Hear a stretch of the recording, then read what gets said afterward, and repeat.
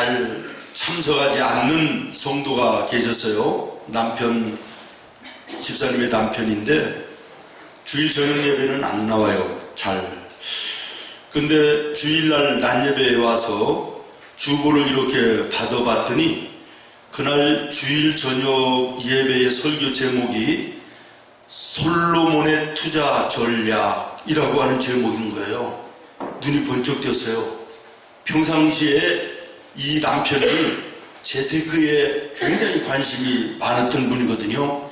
이야, 이번 저녁은 정신 바짝 차리고 말씀을 드려야 되겠다. 솔로몬은 부자 중에서도 최고의 부자였는데 이러면서 이제 주일날 저녁에 온 거예요. 근데 설교가 시작됐는데 재테크에 대한 얘기를 한마디도 안 하시는 거예요, 목사님이. 그러면서 재물을 모으는 것도 육신의 연락과 쾌락을 누리는 것도 인생의 바른 투자가 아니다. 오직 하나님을 알고 하나님을 믿는 하나님께 모든 것을 투자하고 이것이 진정한 인생의 성공적인 투자다. 이렇게 설교를 하시는 거예요. 예배를 마치고 남편이 나가면서 이렇게 얘기했대요. 에이씨, 오늘 설교 제목이 완전히 낚였어. 요즘에 목사님 낚시 수준이 날마다 발전하는데 긴장 좀 해야 되겠어. 그렇게 얘기를 했대요. 그렇습니다. 세상 사람들의 온통 그 관심사는 재산을 어떻게 하면 잘 관리하고 증식해 나갈 것인가 라고 하는 재테크예요. 굉장하지 않습니까? 우리들의 주변에도 보면. 근데 우리 예수 믿는 성도들은 물론 재테크도 필요합니다만은 재테크보다는 시테크가 필요하다. 시간을 어떻게 잘 관리해서 나에게 주어진 시간, 나에게 주어진 인생 어떻게 하나님 앞에 바르게 살 것이냐, 이것을 더 많이 관심을 가져야 된다, 그런 말이죠. 여러분, 우리가 사는 이 세상 결코 길지 않습니다. 벌써 5월달 오늘이 마지막 아닙니까? 벌써 절반이 지나갑니다. 시편 90편 12절에 오늘 교동문 말씀에 보니까 우리에게 우리의 날을 계수하는 지혜를 가르쳐 주사 우리에게 지혜로움을 더하여 주옵소서. 다윗은 이렇게 하나님께 기도하고 있잖아요. 나에게 남은 날이 과연 얼마나 될 것인가를 생각하면서 계수하면서 살 수 있는 믿음의 지혜를 내게 달라. 오늘 이 말씀 우리 깊이 생각해야 될 말씀인 줄로 믿습니다. 오늘 본문의 말씀은 성도들의 시간 활용에 대해서 대단히 중요한 단서를 제공하고 있습니다. 어떻게 하면 시간을 이렇게 저렇게 잘 쪼개서 나누어 쓸 수 있는가라고 하는 미시적인 접근보다는 좀 더 큼직하게 도대체 크리스찬에게 주어진 인생과 시간을 어떤 태도로 살아야 되는가라고 하는 거시적인 측면에서 교훈을 하고 있는 것입니다. 한마디로 얘기하면 현재에 충성하라는 거예요. 아멘. 따라했습니다. 현재에 충성하라. 좀 얘기가 이상합니까? 지휘하는 우리 이현재 집사님에게 충성하라는 게 아니에요. 현재에 충성하라. 오늘 나에게 주어진 날, 주어진 시간, 이 시간에 충성하는 거, 이것이 예수 믿는 크리스찬의 제대로 된 시간 관리다라는 것입니다. 시간이 없어서 다 읽지는 못했습니다만은 1절부터 9절에 보면요, 무려 28가지의 때가 나와요. 뭐가 나온다고요? 때가 나와요. 그런데 좀 더 구체적으로 살펴보면요, 긍정적인 것이 14가지, 부정적인 것이 14가지가 나와요. 반반씩 꼭 나와요. 그런데 긍정적인 것은 생명, 건강, 청춘, 환희, 성취, 소유의 기쁨, 뭐 이런 것들이고, 부정적인 것들은 노쇠함, 상실, 파괴, 무너짐, 잃어버림, 뭐 이런 것들을 얘기하고 있어요. 그러면서 결론을 얘기합니다. 결론이 뭐냐면 인생에는 좋은 때도 있고 어려운 때도 교차한다라는 거예요. 그런데 문제는 뭐냐? 우리 인간에게는 이 두 때를 조절할 수 있는, 컨트롤할 수 있는 능력이 없다는 거예요. 그렇기 때문에 어떤 일이 내게 다가온다 할지라도 그 때를 하나님이 주신 것으로 알아. 기쁠 때는 감사하고 어려울 때는 의미를 생각하며 허송하지 말라, 그런 얘기예요. 다시 말하면 현재에 충성된 삶을 사는 거, 이게 크리스천의 시테크다라는 것입니다. 저는 살면서 주변을 볼 때 두 부류의 사람을 만나고 보게 됩니다. 목사인지라 그렇겠습니다만은 첫 번째는 믿음이 있는 사람과 두 번째는 믿음이 없는 사람을 만나고 보게 돼요. 그런데 매사에 공통적인 것이 있어요. 믿음 있는 사람은 매사가 긍정이에요. 그런데 믿음이 없는 사람은 매사가 부정적인 것이에요. 제가 제일 안타깝게 생각하는 사람은 어떤 사람이냐면 여름에는 더워서 죽고 겨울에는 추워서 죽는 사람이에요. 겨울에는 추워가지고 아유 추워 죽겠네. 그러면요 개콘 보세요. 뭐가 나와요 와요. 추워 죽겠네. 그러다가 이제는 정말 겨울이 가고 여름이 오잖아요. 그러면 아이고 더워 죽겠네 그러는데 얼마나 한심하고 불행한 인생을 사는 거예요. 이런 사람에게는요 사계절이 전부 다 불행이에요. 아픔이에요. 고통이에요. 반대로 믿음 있는 지혜로운 사람은요 여름은 여름대로 감사하며 즐겨요. 뜨겁다. 그래서 선글라스도 끼고 몸도 빼가지고 비키니 입고 말이지 해수욕장도 가고 이렇게 즐기고, 겨울이 되면 겨울은 겨울대로 감사하면서 겨울을 또 즐기는 거예요. 이게 믿음 있는 지혜로운 자의 삶이라는 것이죠. 오늘 11절 시작의 말씀을 보십시오. 하나님께서 모든 것을 지으시되 무엇을 따라? 때를 따라. 다시 말하면 계절을 따라, 계절을 따라, 계절을 따라 아름답게 하셨다. 아멘. 우리는 우선 하나님이 우리나라에 사계절을 주신 것을 감사해야 돼요. 아멘. 우리 생문교회의 지교회가 필리핀에, 캄보디아에, 인도에 이렇게 3개가 있는데요. 단기 선교를 가서 일주일씩 있어 보면요. 아, 이건 말이지. 이건 뭐 하루 종일 뜨거워요. 어제도 뜨겁고 오늘도 뜨겁고 내일도 뜨거울 예정이에요. 지난달에도 뜨겁고 이번 달에도 뜨겁고 다음 달에도 뜨거워요. 작년에도 올해도 내년에도 다 뜨거운 거예요. 이거요 하루에 일과를 마치고 호텔에 들어가서 시원한 샤워기에 샤워를 하고 에어컨 바람이 있다라고 하는 이런 기대와 소망으로 하루를 일하지요. 저녁에도 여전히 뜨겁다 그러면요 이거 못 견디고 한 3일 지나면요 60 이상 되신 분들은 점심만 먹으면 그늘 찾아서 기어다녀요.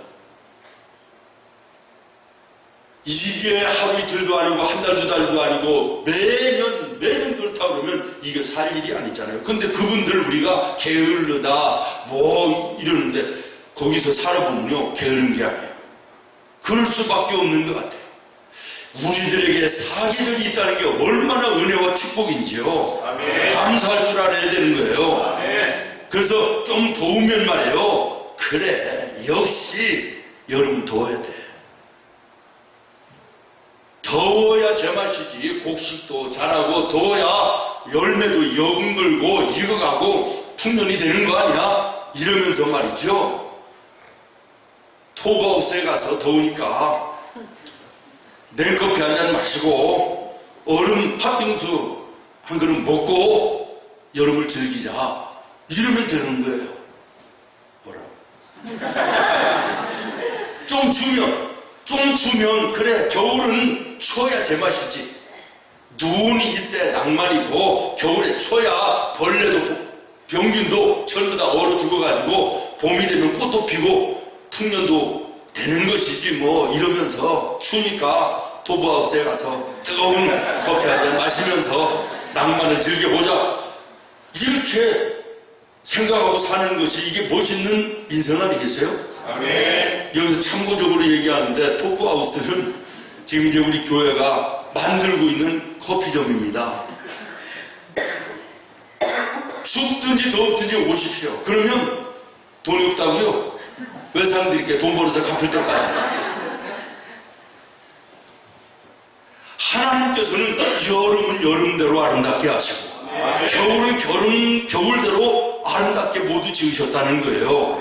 그런데 여기에 대해서 더워 죽겠다, 추워 죽겠다, 원망하고 불평하는 거, 이거 계절을 지으신 하나님의 뜻이 아닙니다. 믿음 있는 성도들의 자세도 아닌 줄로 믿습니다. 저는 가끔 하나님께 죄송스러운 때가 있어요.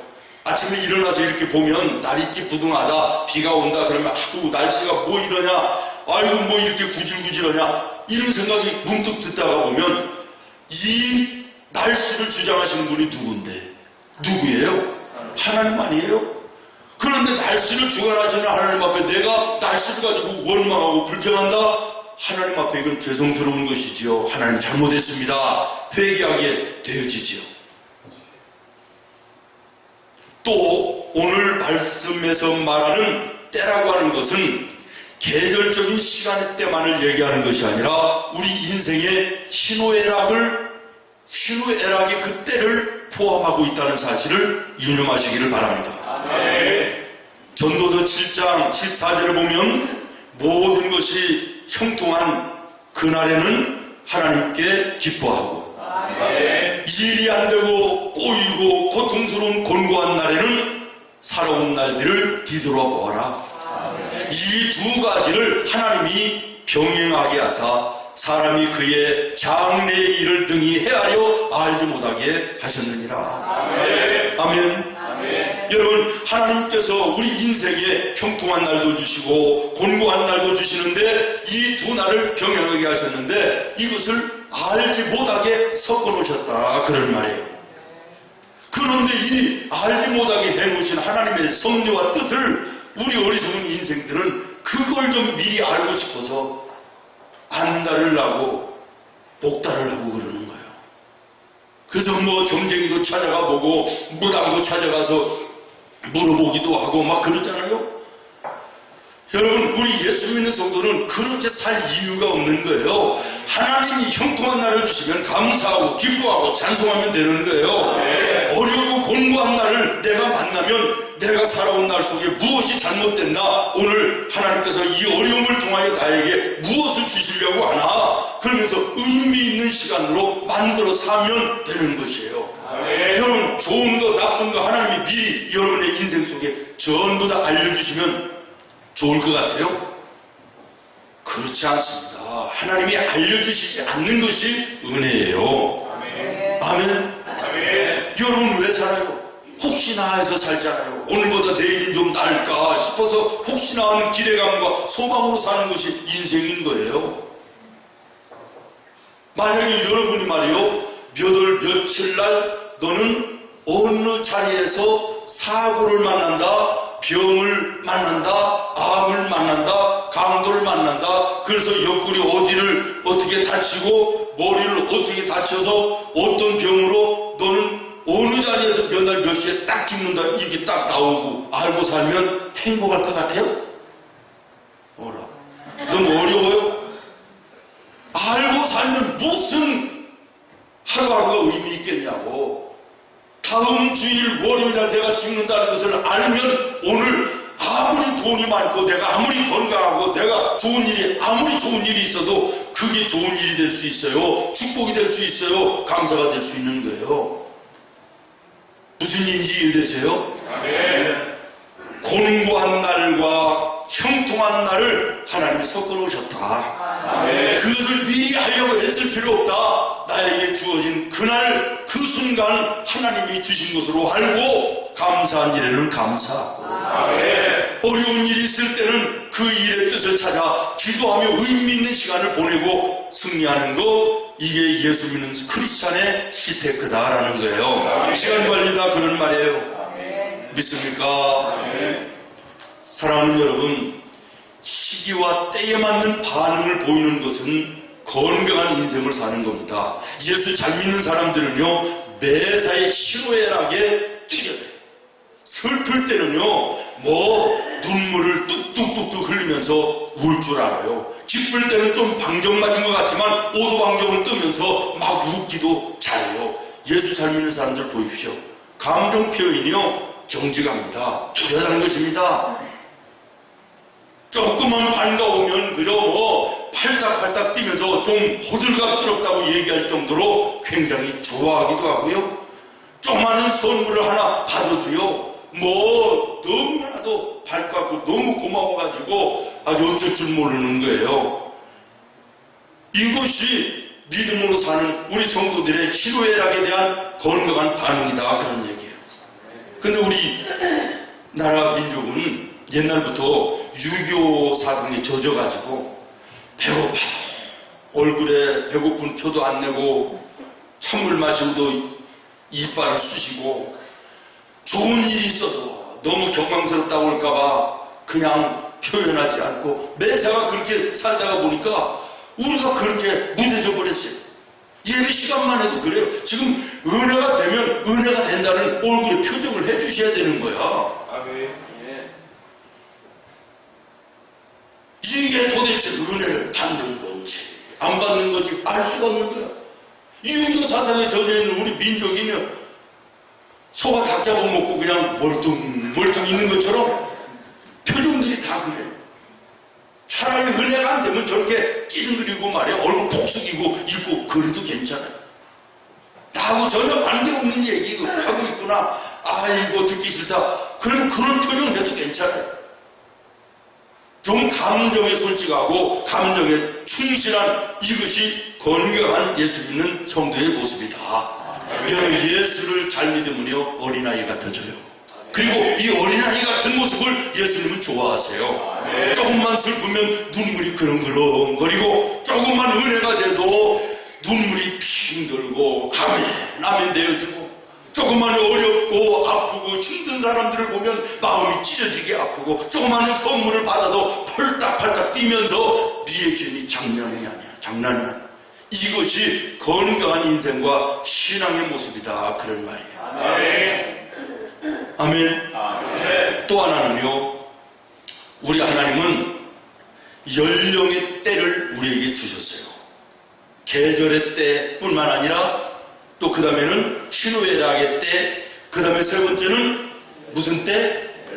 연령에 맞는 때를 우리에게 주셨다.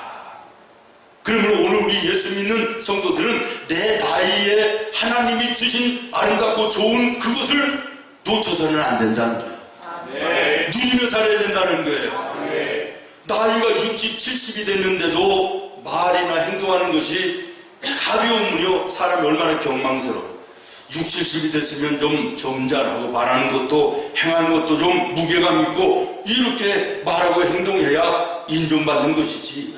70이 된 분이 철싹거리면서 입에서 욕이나 하고 이러면 그거 못 봐주지 않아요? 나이에 맞게 살아야 된다, 그런 얘기예요.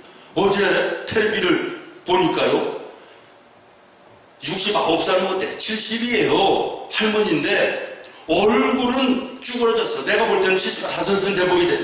그런데 목에 주름이 없다고 텔레비에 게스트로 나왔어요. 젊은 사람들이 목에 주름 하나 없다고 20대 목이라고 좋아서 웃고 박수치고 난리 났더라고. 나는 그거 이쁘게 보이지 않더라고. 70이 된 할머니면 주름이 가야지요. 70 넘으신 분 주름 안 갔으면 적어요, 빨리. 이마에 머리에 주름도 가면서 무게감이 있게 중후하게 참 이렇게 늙어가야지 되는 것이지. 나이는 70이고 얼굴은 쪼글거리는데 목만 반반하다고 그래서 이게 무슨 20대 목이나 피부라나 이래가지고 뭐 잘하구나. 나는 그 영 보기 싫더라고. 나이에 때에 맞는 아름다움을 하나님이 주신 거예요. 그 때에 맞게 살아야 돼. 나이가 조그마한 어린애가 너무 어른스러워도 그거 징그럽지 않아요? 우리 큰 누님의 둘째 녀석이 어렸을 때 말이요, 얘가 너무 어린애답지 않게 어른스러워가지고 어른들이 웃기도 하지만 징그러울 때도 있어요. 유치원 다니는데 지네 할아버지가 유치원 데리고 가고 데리고 오는데 유치원 가면서 할아버지 손잡고 가다가 할아버지를 빤히 쳐다보더니 할아버지 소고기 파동에 대해서 어떻게 생각하세요? 닭살이 돋더래. 소름 끼치더래요. 징그러운 거야. 나이에 때에 맞게 오늘 간식은 할아버지 유치원에 가면 뭘 준대? 이런 거 물어봐야지. 지가 쇠고기 파동이 무슨 관계가 있는 거야. 나이가 때에 맞게 살아야 돼. 여러분 잘 들으십시오. 하나님은 우리 20대들에게는 20대의 뜨거운 충성을 원하시고 그렇게 할 수 있는 은혜를 주십니다. 그렇게 살아야 돼요. 때에 맞게 살아야 되는 거예요. 젊은이는 젊은이의 때에 맞게, 나이 들으신 어르신들은 어르신들의 때에 맞게 살 줄 아는 것이 하나님이 주신 인생을 아름답고 건강하고 복되게 사는 거예요. 3, 40대의 성도들에게 하나님은 안정된 충성을 바라시고 그렇게 살 수 있는 은혜와 여건을 주시는 것입니다. 6, 70대 성도들에게는 매 순간 완숙한 충성을 할 수 있도록 환경과 여건을 주시는 것. 예수를 제대로 믿기만 하면 하나님께서 때에 맞는 아름다움을 주시는 줄로 믿습니다. 지금까지는 현재에 충성하게 살아야 한다라는 이런 말씀을 드렸어요. 그다음에 한 가지 더 말씀을 드리면 오늘 15절부터 17절 말씀을 여러분 한번 보십시오. 이제 있는 것이 옛적에도 있었고 장래에 있을 것도 옛적에 있었나니 하나님은 이미 지난 것을 다시 찾으시느니라. 또 내가 해 아래서 보건대 재판하는 곳에 거기도 악이 있고 정의를 행하는 그곳에도 악이 있고 쭉 여러분이 한번 눈으로 읽어보세요. 다시 말하면 우리 예수 믿는 성도들의 시세크는 뭐냐? 제대로 하는 시간관리 뭐냐? 따라하겠습니다. 정직하게 살자. 정직하게 살아야 된다라는 거예요. 믿습니까? 요즘에는 자동차마다 블랙박스라는 게 있어요. 옛날처럼 뭐 네가 끼어들었지, 네가 먼저 받았지 얘기하고 싸울 필요가 없대요. 블랙박스만 열어보면 누가 먼저 와서 잘못을 했는지 이거 전부 다 알기 때문에 비행기가 떨어지면요 블랙박스가 있어요. 다 불타버려도 블랙박스는 안 타게 되어 있대요. 그래서 그 블랙박스를 딱 열어보면 기장과 관제탑과 마지막까지 수신된 무슨 말을 했나를 다 알 수 있고요. 이 비행기가 고도 몇 미터에서 몇 킬로로 달렸는지 날렸는지 이걸 전부 다 열어보면 알 수 있다는 거예요. 여러분 마찬가지입니다. 우리 인생도 마찬가지예요. 살아가는 지금의 인생도 살아왔던 인생도 하나님 앞에 가면 블랙박스가 열리는 것처럼 다 열리는 때가 오는 거예요. 여러분 이런 하나님 앞에 우리가 어떻게 정직하지 못하게 살 수 있느냐 그런 말이죠. 오늘 본문 15절 하반절을 보면 하나님은 이미 지나간 것을 다시 찾으시느니라. 지나간 것까지도 하나님께서는 다 다시 찾아서 우리 앞에 펼쳐놓으시는 때가 있다 그런 말이에요. 그러니 우리가 정직하지 않게 살 수 있느냐? 여러분 한계가 있는 사람들도 녹음기, 블랙박스 이런 것들을 뭐 비디오 같은 걸 만들어서 지나간 과거도 잊어버리고 있어도 전부 다 끌어다가 보여주고 들려주는 이런 시대인데 전능하신 하나님이 우리의 인생에 지나간 과거라고 해서 모르실 리가 있느냐고. 숨어서 행하는 모든 것들을 하나님이 모르실 일이 있느냐 그런 말이에요. 그러니 우리 예수 믿는 성도들이 정직하지 못하게 세상을 살 수 있겠느냐 그런 말이죠. 사랑하는 여러분 참 두렵지 않습니까? 그러니 우리 성도들은 이 땅을 어떤 자세로 살아가야 되는 것입니까? 우리는 종종 듣습니다. 고람대오의 정신으로 살아야 된다. 그게 무슨 뜻이에요? 고람대오라는 정신이 뭐예요?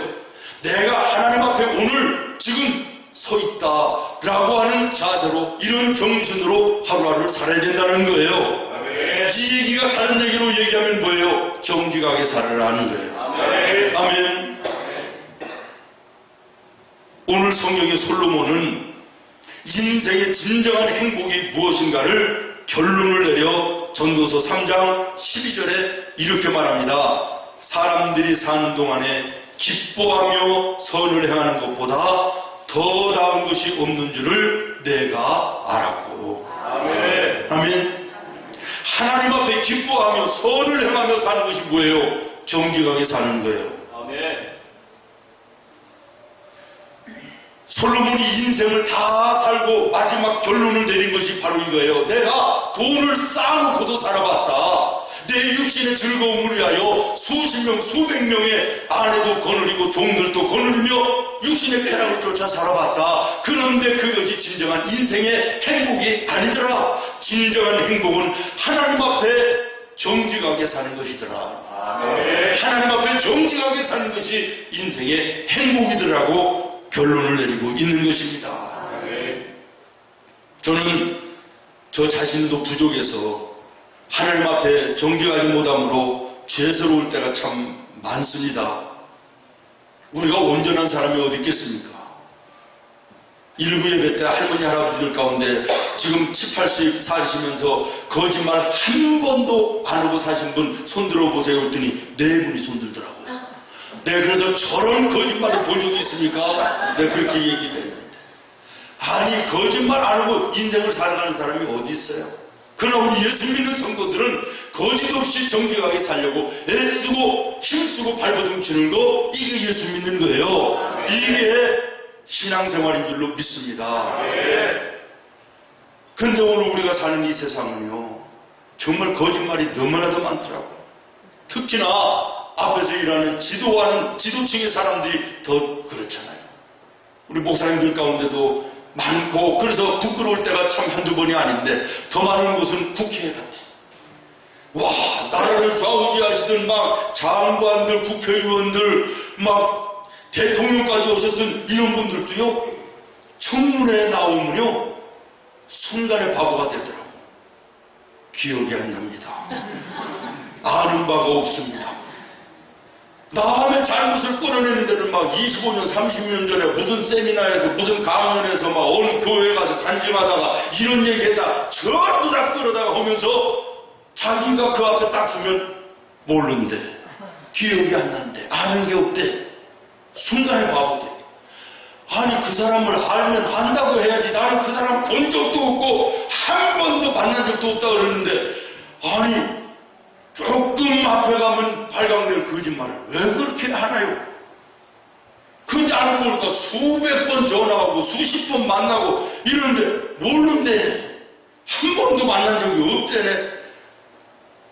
솔직하고 정직하게 안다. 그 사람들 잘 알고 정치하다 보니까 돈이 필요하지 않냐. 없이 어떻게 할 수 있나. 좀 후원금 받아서 좀 썼는데 죄송하고 잘못됐는데 잘못되면 용서해달라 이러면 우리도 생각 있는 사람들 아니에요? 나도 정직하지 못하니까 그래 뭐 앞으로 잘하시면 되지요. 그러면 하지 마세요 이러고 그냥 하세요 이럴 텐데 모르대. 본 적도 없고 알지도 못한데 이런 하나도 안 받았대. 그런데 조금 가보면 이게 엉망인데도 그렇게 거짓말해. 이 세상이 이렇게 거짓말로 부정직함으로 가득한데 예수 믿는 우리까지 거기에 한술 더 얹으면 되겠느냐. 따라요. 정직하게 살자. 조직에 있는 폭력배 이분들은요 여기다가요 착하게 살자 이렇게 문신을 했는데 우리 예수 믿는 우리 생명교회 성도는 여기다가 정직하게 살자 하고 살까요? 정직하게 살자. 탈무드에 보니까요 어떤 사람이 외투를 하나 샀대요. 근데 가져와서 보니까 주머니에 보석이 막 이만한 게 들은 거예요. 놀라지도 않네요. 보석이 이만한 게 들었어요. 너무 좋은 거예요. 이야 횡재했다. 그런데 하루 지나고 이틀 지나니까요 이게 마음이요 걸리기 시작하는 거예요. 양심이 거슬리기 시작하는 거예요. 야 이거 널 줘야 되는 거 아닌가. 마음이 무거워지는 거예요. 그래서 랍비를 찾아갔대요. 그 랍비한테 그런 얘기를 했더니 랍비가 당신이 산 것은 외투지 보석을 산 게 아니잖아요. 그러니까 보석은 주인한테 돌려주십시오. 그런데 돌려주러 갈 때 반드시 당신의 아들을 데리고 가세요.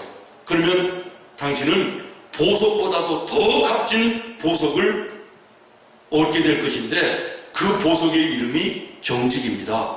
이렇게 얘기를 해줬다는 거예요. 맞는 얘기 아니겠습니까? 정말 우리가 정직하게 살아서 내 자녀들이 하나님 앞에 정직하게 사는 모습을 우리에게 보여줘야 돼요. 우리 예수 믿는 사람들은 달라야 되지 않겠어요? 빵집 오는 집사님이요, 뭐 금요 철야 기도회만 오면 막 하나님 막 우리 빵집에 빵빵 터지고 막 축복해달라고 막 축복을 해달라고 막 부르짖어 기도를 막 그렇게 한대요. 그러니까 듣고 있던 너무 지겨운 집사님이 옆구리를 찌르면서, 집사님, 기도 소리는 좀 작게 하고 빵을 좀 크게 만들어봐. 그러면 하나님이 빵빵 터지게 축복해 주실 거예요. 이렇게 얘기했대.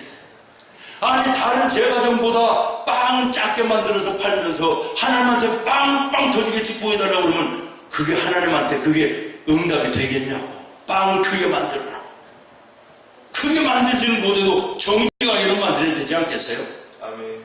여러분, 하나님 앞에 우리가 정말 정직해야 될 줄로 믿습니다. 아멘. 성경에 보면요, 다윗이 신구약에 가장 많이 이름이 거론된 사람이래요. 무려 800번이 됐다고 해요. 저는 세보지를 못했는데 800번이 다윗의 이름이 거명된다네요. 그런데 주목해서 볼 것이 뭐냐면, 하나님께서 사람들 앞에 다윗을 얘기할 때는 다윗은 내 마음에 합한 사람이다, 이렇게 표현을 많이 하셨는데, 하나님이 다윗을 지명하여 다윗에게 말하는 형식으로 말씀이 기록될 때는 정직한 나의 종 다윗. 무슨 다윗? 정직한 나의 종 다윗. 이렇게 말씀을 해주고 계신다라는 거예요.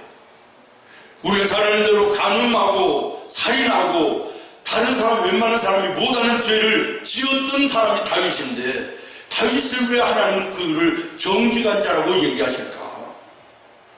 나단 선지자가 찾아가서 당신이 더러운 자요, 당신이 회개할 자요, 당신이 도적입니다, 강도입니다 얘기할 때 변명하지 않습니다.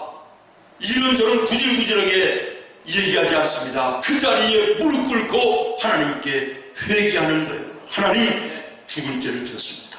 용서하십시오. 내가 하나님 앞에 죄를 지었습니다. 그러면서 심상이 썩을 정도로 눈물을 흘리며 회개했다라고 성경이 말씀하고 있고, 시편 51편 1절로 3절에 보면 하나님 앞에 다윗이 기도합니다. 하나님, 나의 죄를 불쌍히 여기시고 맑게 용서하여 주시옵소서. 씻어주시옵소서. 그러면서 기도를 마치며 10절에 이렇게 얘기합니다. 하나님이여, 내 속에 정한 마음을 창조하시고 내 안에 정직한 영을 새롭게 하옵소서. 정직한 영을 달라고 기도해요. 그렇습니다. 정직하게 살다가 보면 고난을 당하고 손해를 당하고 억울함을 당하고 바보 취급을 당할 때가 있습니다. 모함을 당할 때가 있습니다. 그러나 하나님은 공의로우신 하나님이신 걸 믿습니다. 하나님은 반드시 정직한 자의 편이시고 정직한 자를 승리하게 하실 줄로 믿습니다. 그래서 다윗은 잠언 30장 7절에 나머지 마지막 인생 남아있는 그날 앞에 놓고 하나님께 두 가지를 기도해요.